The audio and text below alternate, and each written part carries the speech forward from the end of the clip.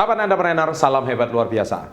Anda yang sekarang marah-marah baca thumbnail ini, Anda yang merasa tidak mau jadi entrepreneur, jangan nonton channel ini karena ini sangat berbahaya bagi otak Anda. Anda akan merasa marah-marah, jengkel, merasa bersalah. Jadi tolong tinggalkan channel ini sekarang juga. Tapi bagi Anda yang mau jadi entrepreneur, silakan tonton ini sampai selesai. Karena di sini saya akan membahas mengapa banyak orang pintar secara akademis justru malah menjadi karyawannya orang bodoh.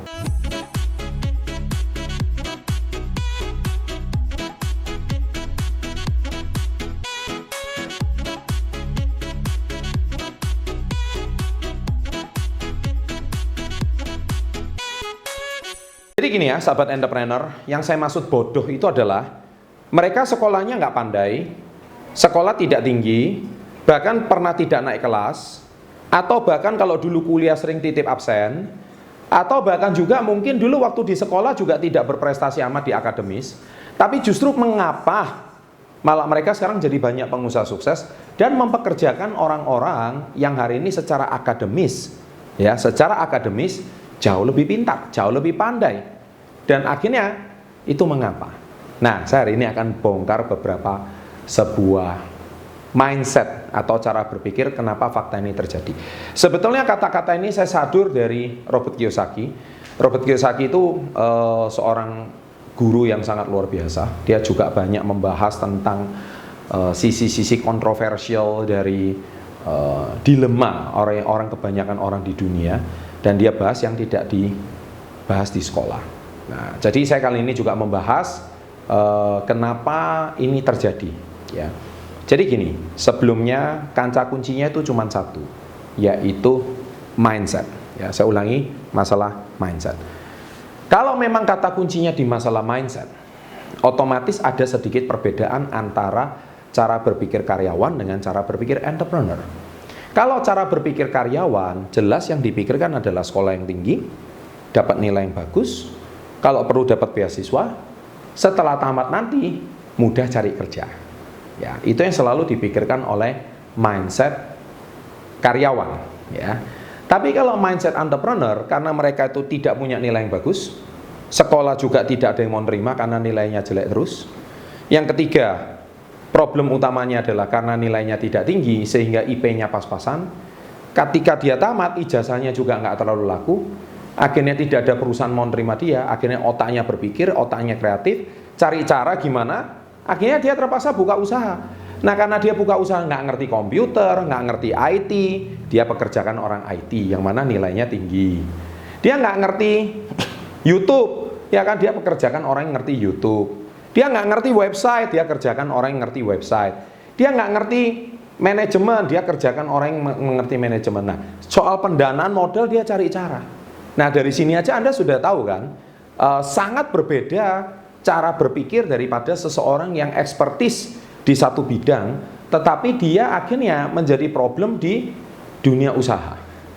Ya, jadi dia tidak bisa mengaplikasikan ilmu yang dia pelajari di kuliah. Dia harus berada di satu company yang mana company itu justru milik orang yang tidak lulus kuliah, jangan-jangan.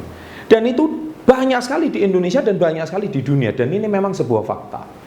Ya, tapi sekali lagi saya garis bawahi, tolong tonton video ini sampai selesai. Sebelum saya bongkar lebih lanjut, jangan lupa subscribe.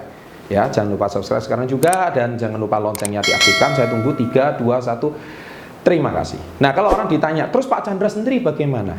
Betul. Kalau saya sendiri seorang sarjana. Saya seorang S1, saya sarjana teknik.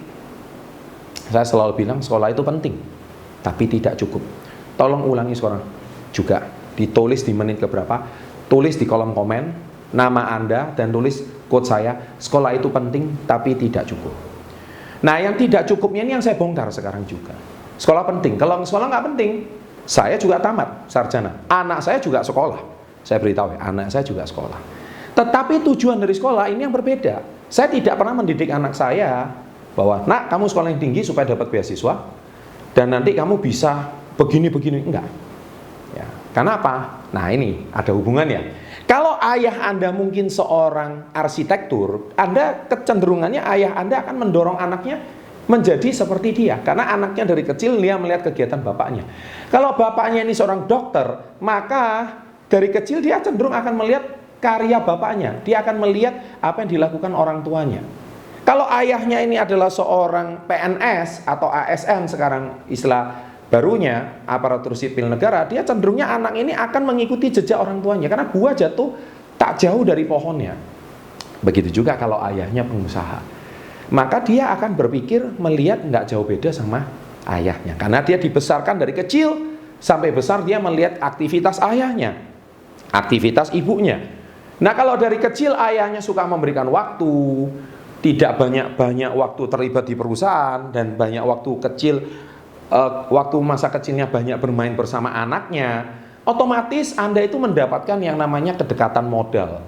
Modal itu artinya apa? Berarti anak ini cenderung untuk lebih dekat dengan orang tuanya. Kenapa? Orang tuanya meluangkan banyak waktu sama anak sewaktu dia kecil. Ketika orang tuanya meluangkan waktu sama anak sewaktu dia kecil, otomatis Anda akan mendapatkan waktu yang berkualitas bersama anak.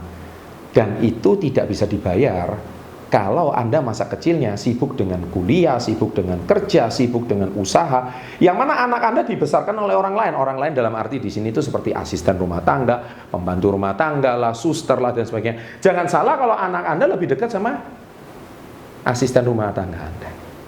Nah, oleh sebab itu, atau mungkin kalau di desa dibesarkan oleh nenek atau oleh kakek, maka Anda akan lebih dekat sama nenek dan kakek. Itu Anda tidak akan lebih dekat dengan orang tua. Kenapa? Karena orang tua tidak punya waktu banyak untuk anak. Nah, oleh sebab itu, mindset itu akan sangat berpengaruh pada tumbuh kembangnya seorang anak. Nah, begitu juga di video saya kali ini. Mengapa seorang yang pandai, akhirnya dia bekerja dengan orang yang saya tulis bodoh dalam tanda kutip, bodoh di sekolah, bukan bodoh cari duit. Ya. Bodoh secara akademis, tapi bukan bodoh mencari uang, bodoh membangun perusahaan, tidak.